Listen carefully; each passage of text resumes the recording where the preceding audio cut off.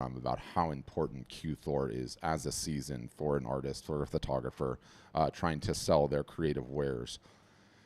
Black Friday, Cyber Monday, the holiday buying season. There's some sales opportunities in the run up to Christmas, and then right around Christmas too. It's a huge, huge time to be selling art. A very, very important time to have your marketing machine sort of spun up and ready to go. Uh, I see so many artists and photographers like, okay, yeah, oh, I'm going to do it. And then what ends up happening? Like summer ends and life just gets busy for all of us. And we end up not doing any of the consistent marketing, and we don't have anything ready to go, and we don't have a website, and we don't have an email list, and no one even knows we exist. And it's like, okay, I want to have a sale.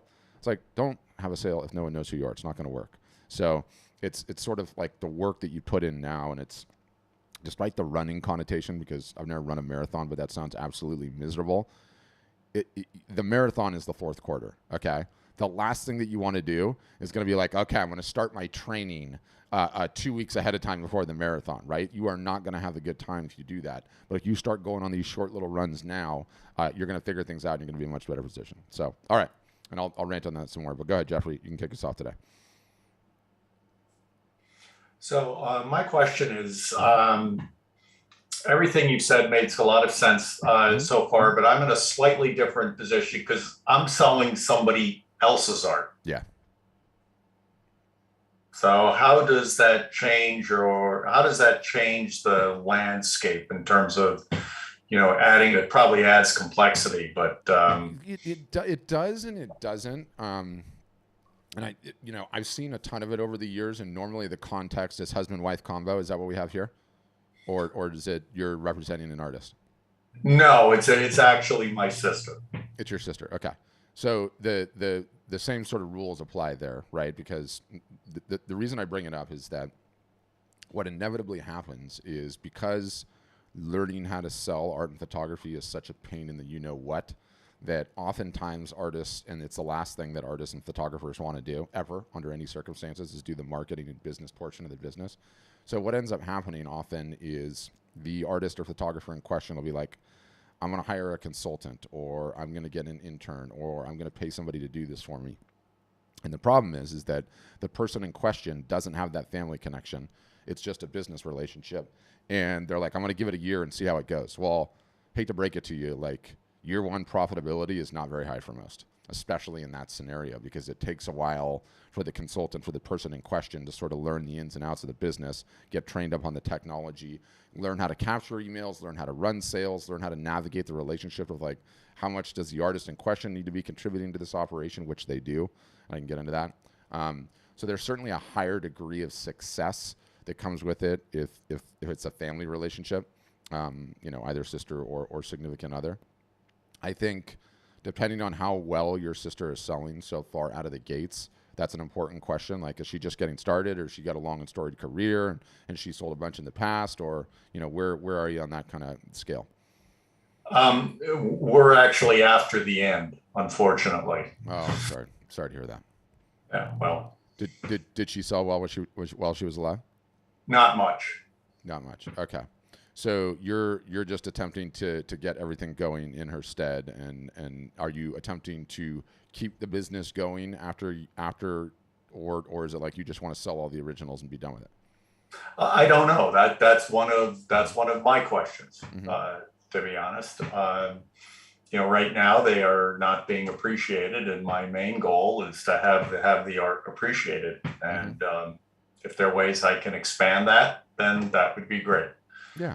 I mean, it's a noble goal, and there's no right answer to the question other than it's going to be a grind on your part, right? And so you need to decide whether or not you want that grind and you think the juice is worth the squeeze or not. If she didn't have, like, a great namesake, a bunch of people didn't know who she was, or, have no exposure. She didn't have an email list. She didn't have any collectors. She wasn't emailing any of them. There was no Facebook page. There was no Instagram account. Then you're essentially starting from scratch, right? Now, That's not the end of the world. Okay, fine. You're starting from scratch. It's also not the end of the world that, God rest her soul, she's deceased, because last I checked, Vincent Van Gogh is selling just fine, right? Some of the greatest selling novels are from hundreds of years ago. So you have that incentive on one aspect of it to like, okay, do I want to build a business out of this? But it's going to take you years of grinding to get there. So you have to make a real determination about, is that where I want to spend my time, and do I want to work hard on marketing this thing and telling her story and getting it out there and putting regular work into it? If the answer to that question is yes, then you can certainly do that. If you really just want the work appreciated, then there's easier ways to move it on that way as well, right? Okay, thank you. Yeah. And there's no right answer there, Jeffrey, but there's also no shortcut, and there's no easy way to do this business, aside from like regular and consistent work for years and years. And then once you do that, the business starts picking up steam and the income opportunities increase and increase and increase. And so I think, it's a personal question for you. Okay, thank you. Yeah, my pleasure. I get that one a fair amount, actually, believe it or not. A lot of times it's like the parents or someone else, and there's absolutely art businesses that get passed down from like generation to generation, and artists that still sell. But if it's just starting out in the beginning, like it's you're going to have to do a ton of work to build up that name recognition and get it going and get everything else. And you could of course alternatively try to get a gallery to take the work, but that's getting increasingly harder in today's day and age as well, because so many of them closed during COVID, and so it's not quite as frequent out there. But again, sorry for your loss, Jeffrey, and I hope you come to the right decision. If we can help in any way, we're here. Who else, guys? Questions? Yep, got you, Joyce. You'll just need to hit the mic icon, Joyce, and unmute. I'll let you know when you get it. Bottom left-hand corner. Oh, yeah, you're on the phone, so it's a little bit harder. Or it looks like you're on the... I can't tell if you're on the phone or not. Hold on. Did I get you to unmute? Usually it's just tapping that little microphone icon one time. Either tapping or clicking.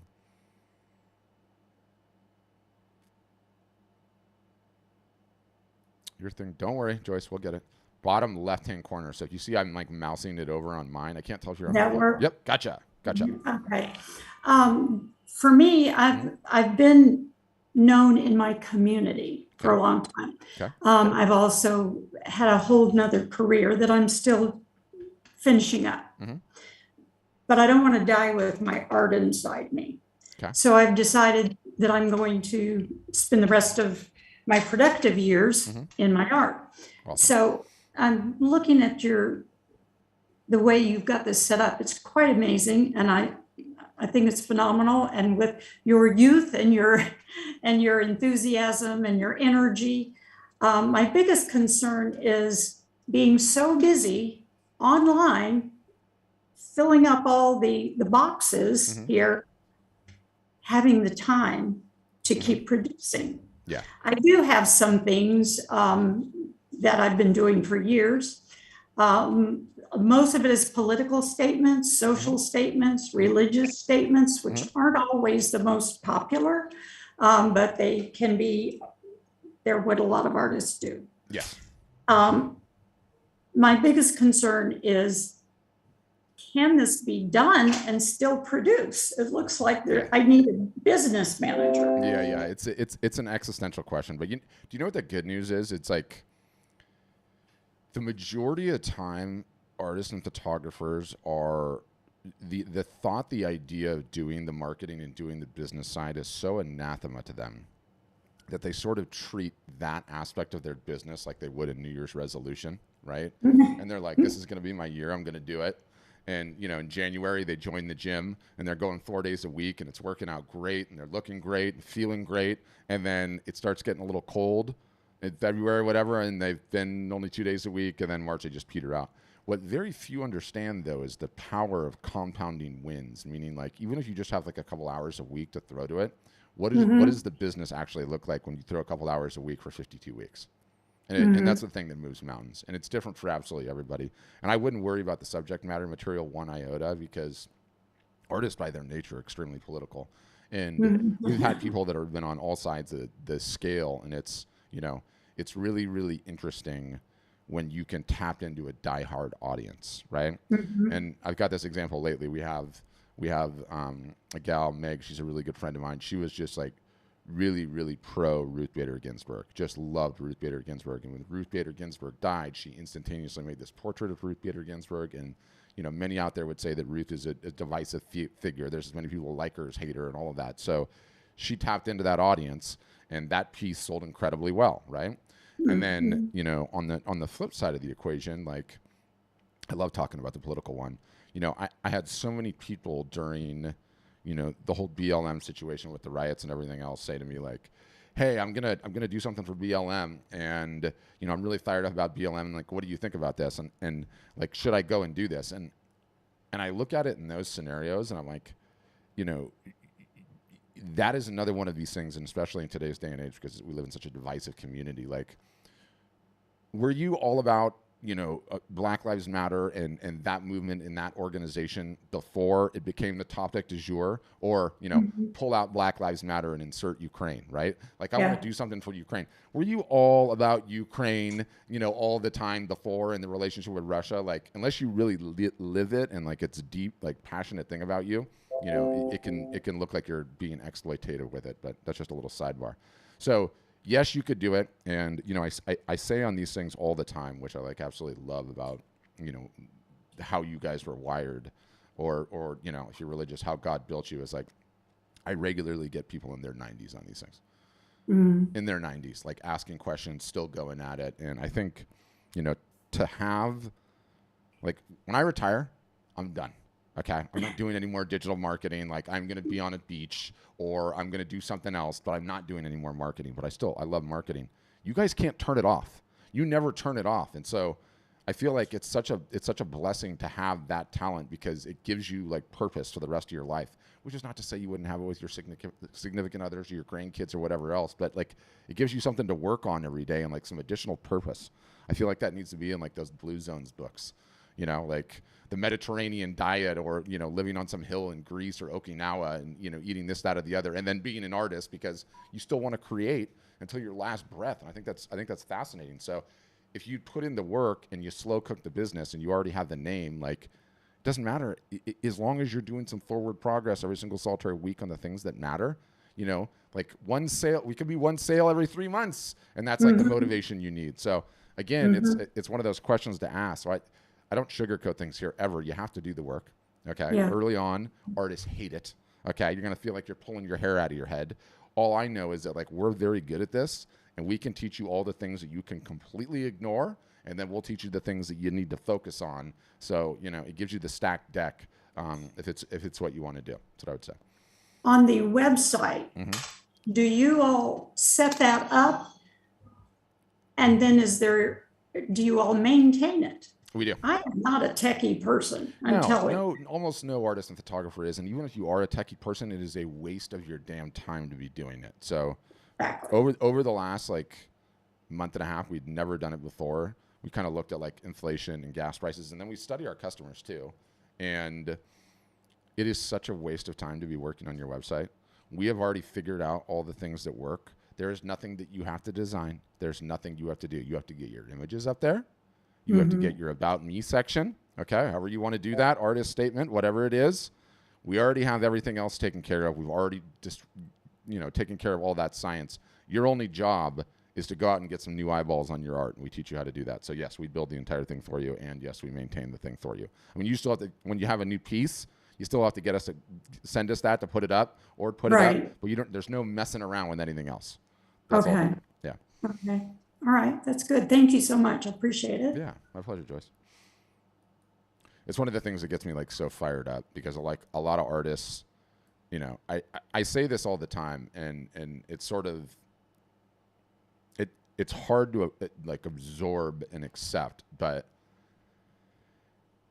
what is everything that we do digitally speaking, okay? Everything that we do digitally speaking, all we're trying to do is mimic the experience that works best in the physical real world, right? And so what is the best way to buy art? Obviously it's in person, but what is the experience that we all know? What is the paradigm of buying art? It is walking into an art gallery. That is what everyone knows. Everyone understands that experience. And when you go into enough art galleries, what do you notice? They're all the same. They all have blank white walls for the most part, you know, unless they're in some sort of like 1800s building with like brick or whatever. And, you know, some people do those. But anyway, it's all about the art. There's nothing else. It's just the works all over the walls with proper lighting on them. Everything else fades into the background. There's some sort of a table somewhere to take credit card payment. So the best experience to buy art is inside of an art gallery. That's what everyone resonates with. And it's, oh, by the way, why museums are not so far off, right? Why does no one's website look like an art gallery? Instead, everyone puts on all this goofy stuff, image sliders and moving things around in crazy fonts and colors. If anyone even sees the art, it's a miracle. So, like, you know, stop doing that. I see everyone doing that. And I'm like, not only is this not your skill set, not only are you not bringing any new eyeballs in, but if anyone actually sees the art with these distractions, it'll be a miracle. So you look at all of our websites, it's done. The design is done. The only thing it needs to do is mimic the art gallery, mimic the museum experience. The work, nothing else. A little information about you, somewhere I can follow you on the socials, somewhere I can give you my email address, and most importantly, somewhere I could pull my credit card and check out. That's it. And yet everyone complicates the heck out of it. Ooh, you know what I would like to do? I need to make sure that this art, you know, really, this website really lists all my accomplishments. No one cares about your accomplishments, okay? No one cares about that. If they need to find out about that, they'll email you, right? Or they'll talk to you. And no one cares about it being a pretty business card. And no one cares that it comports with your mental view of what it should look like. You are not painting the inside of an art gallery. It's an art gallery. You're responsible for the work looking beautiful on the white wall with nothing else. And so you look at all of our websites and they all look the same for a reason, because we've seen this is the best way to turn visitors into buyers. And guess what? It's not reinventing the wheel. It's following the most effective way to buy art for centuries and centuries and centuries. And so that gets so lost in the whole digital thing. And all these people are going chasing down rabbit holes and figuring out plugins and saying, this one looks the best to me artistically. But guess what? That's the wrong way to do it. So don't do it that way. I get fired up about this, as you can tell. I can't tell, Joyce. Is that a follow-up? Yeah, all right. I'm going to unmute you again. Go ahead. I'm not trying to hog the show here. No one else is raising their hand. Let's go. It's you and I, You're Joyce. giving me some more questions here. Maybe somebody else has the same thing. Yeah. Getting down to some of the practical things, and maybe this is something I need to do in a different phone call or meeting or something. Sure. Such things as tax, shipping. No. Our software does all of that for you. You don't touch any of it. Any of it. At a macro, the most important thing an artist can be doing is creating the work. That's your problem. And then your second biggest problem is doing the marketing and getting the word out. Okay. Nothing else matters. Nothing else matters. And so we've realized that. And so, you know, one of the coolest things that we have going on with all of the prints is you sign up, you pick which one you're connected with. You pick which merchandise you want to sell, and that's a separate topic. We can get into that. And an order comes in, you get paid, the printer gets paid, the printer prints the order, boxes the order, puts a logo, your logo in the side of the box, ships it off. All of the emails are sent. You touch nothing. Nothing. And the whole reason for that is so that you can take that time and spend it on the damn marketing, because that's the only thing that's going to grow the business. Nothing else is going to grow the business. You are not a web programmer, Joyce. You are not a customer service agent, okay? You are not a print master, and you don't need to be any of those things, because none of those things are going to make your business grow, which is what you care about, right? You need to create and do the marketing. And I wish we could get rid of the marketing. We're working on that on the fringes, but by and large, what no one understands too is, like, we are human beings. Yes, we love and are visually attracted to the art, but we also want to understand who the creator is and what makes the creator tick and what they're interested in and why they're like me. And, you know, the example I always use is, we're on this call and I'm talking to Joyce, and all of a sudden the dog runs in and she's like, she's got a dog. And I'm like, whoa, you got a dog? I have a dog. I love dogs. And then we start connecting, and now I'm bonded on the dog thing. And there's a million other little connections like that happen. So you're part of the brand too. Gotcha. Yeah. Thank you. Yeah, perfect. All right, who else? Got me ranting on the websites, got me ranting on all kinds of things today. On a Monday, which is good. You guys are shy bunch today. Shy bunch today on a Monday. And that's okay. That's okay. I will not take it personally. I will not take it personally. But yeah, you're going to see, and let's be honest, you see how much we email, okay? You see our ads all the time. We're very effective at these things, and so you're not going to be able to escape my ugly face talking about Q4 for the next, essentially all the way until like, it's too late, until like, November 1st, when at that point in time, it's starting to get laid on. Because I want you guys to take action, right? And even if you don't sign up with us, like, understand it's the best time of the year, right? It is the single solitary best time of the year to be an artist or a photographer attempting to sell your creations. And it's not the time of the year that you want to let pass without at least taking a shot, without at least doing something and being ready to go this time. Because otherwise it's like, how's that art business coming that you're talking about, right? Like, have you made any forward progress? I've just done this. I've just done that. I've been busy working on this. I've been busy working on that. And how much have you sold? You sold nothing because you haven't done the actual thing that matters, which is getting some marketing in the water ahead of time, getting your art up on a website, getting ready to sell it, and participating in, the crazy buying culture that we have in this country that centers around the fourth quarter of the year. So big deal. Big deal.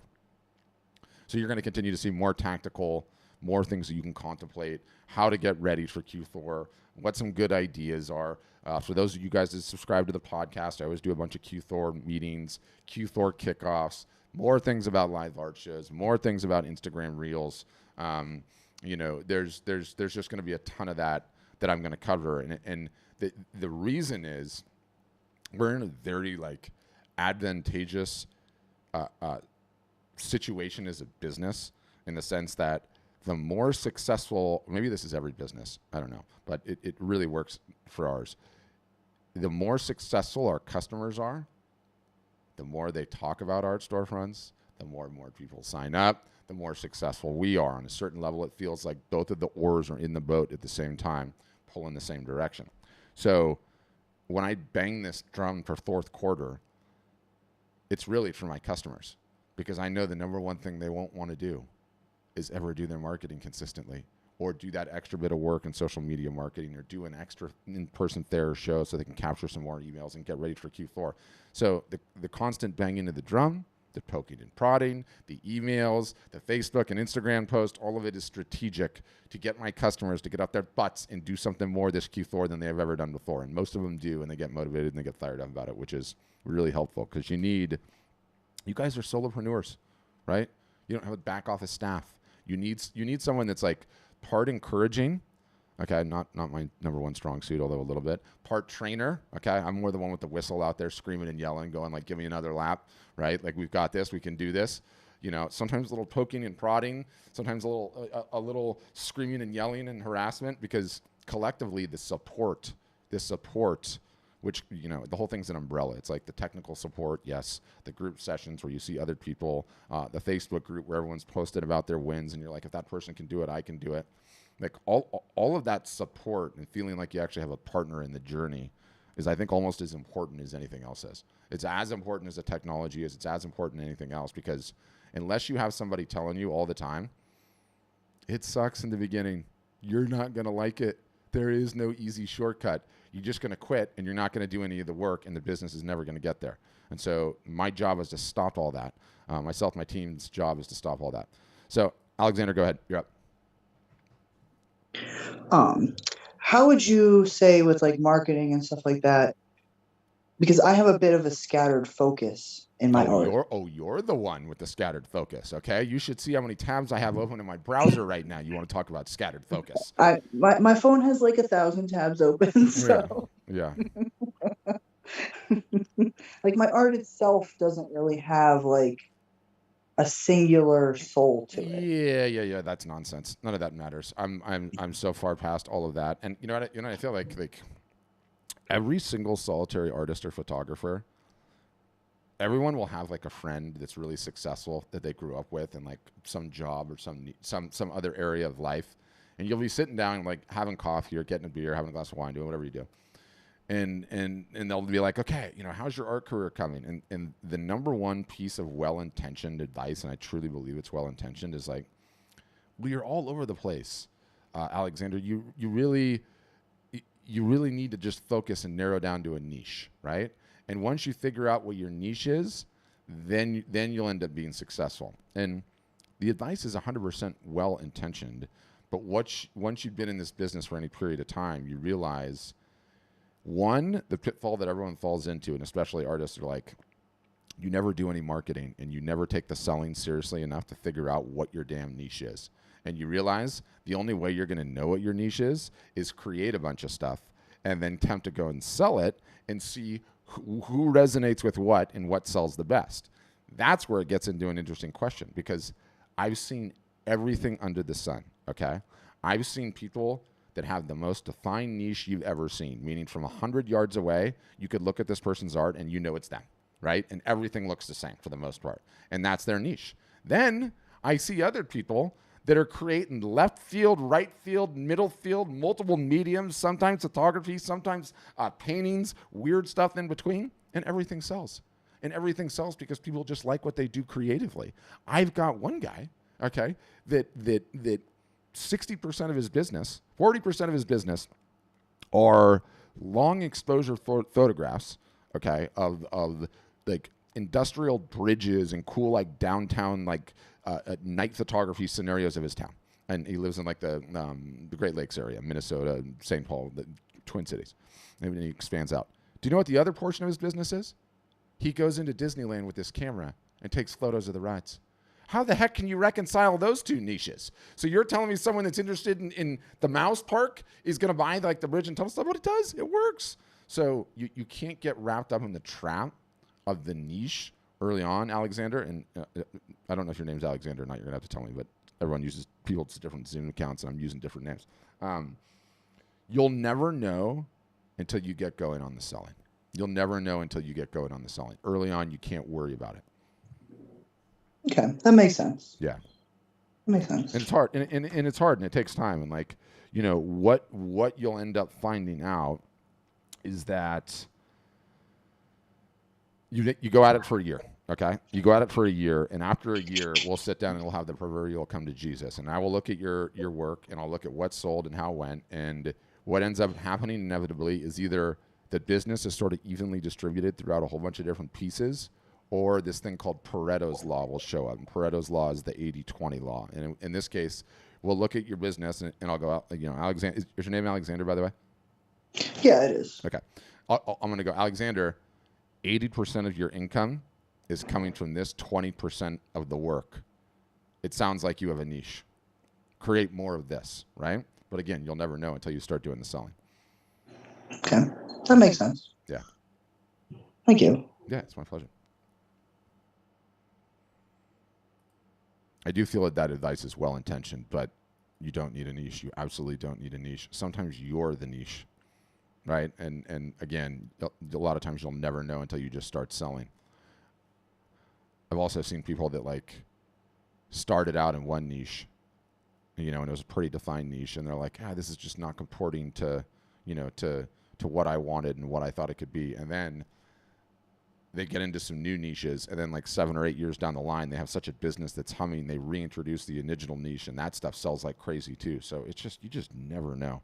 But I know this, it's absolutely a game of archery. And everyone creates like, this is what I love, and this is what I feel inspired to create. And that's their proverbial arrow, right?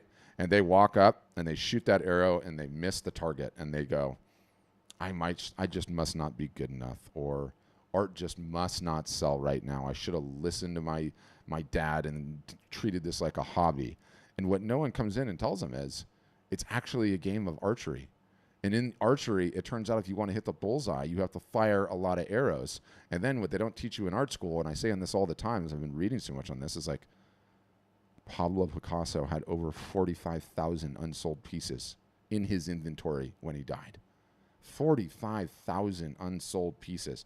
Do you think that guy hit the bullseye every single solitary time? Do you think he quit as a result of it? Or do you think he tried some new directions, right? You hear that and it's like, where the hell was that lesson? Like, you have the permission to create something that nobody wants. Doesn't mean you're a crappy artist. It just means that arrow missed the target. So knock another one and shoot, right? And keep going. That's the game. That's the game. But no one ever talks about that. And I think there would be a lot less hobbyists if someone ever did. It's essentially what, where the heck were all these classes? And it's funny because I'm going back and forth with the professor. The email is in here right now. You guys think I'm kidding? You guys think I'm kidding? Okay. If this doesn't, and this guy didn't really even ask me. Look at this. Okay, hold on. I'll pull it up.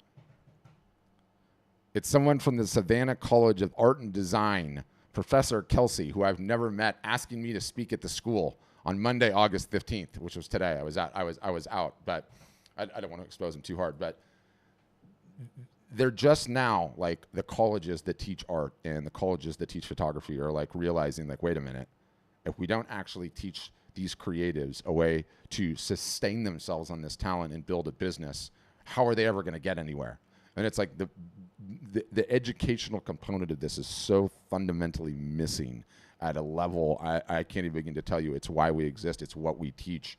And one, you have to boil through the nonsense, which is a flawed business model. Okay, thinking you're going to be a successful artist selling through galleries is so flawed. It's galleries are almost an exploitative relationship for the artist, for the photographer. The number of people that actually earn a decent living by attempting to go through that model is sort of like the number of people that we all know personally that are professional athletes. It's that small. It's like the numbers are that small. It's like buying a lotto ticket. And so once you come to terms with that and you understand that, you're like, okay, is there another way? And there is another way. And it requires doing a bunch of that marketing thing, which none of you want to do. But I don't know another way that you can be successful. It is roll the dice, buy a lottery ticket, and try to do the gallery model and only that. It is do the art fairs and shows circuit where you're exhibiting 25 times a year, okay, which is hard on the mind, hard on the soul, hard on the body, hard on everything, but that is a real path to success. And then, having a direct business where you sell direct and doing the marketing. So we are very aware of how well those two work, the show and fair and the digital piece in conjunction. And if you do that and you play all the games right and you market it consistently, all of a sudden you have a business that's going somewhere. All of a sudden you have a business that's growing year after year after year after year. And I don't think there's any better way to do it. There just isn't. So again, step one is our job is to dissuade you from all the other courses of action out there because no one is making any money doing that. That is a road to hobbydom. Get you on the right path and then make sure you stay on it. That's really it. But that's what I got. Any other questions out there looming? And it's okay if no. I'll send you guys all a replay. There's a ton of very good content and links and things and clicks that you can do when you get that email. In addition to that, what else is there in addition to that? Oh, if you want to get like the full, test drive, kick the tires tour, all you have to do is request a demo on our site. It ends up being a 1-hour Zoom call with somebody on our outreach team that walks you through all the bells, all the whistles, all the plans, all the stuff that we do and that we offer and that we have available. Otherwise, love to see you on a future live broadcast or in a future Zoom. And yeah, thanks for spending time with me today. Appreciate it and hope you guys all have a great rest of your weeks.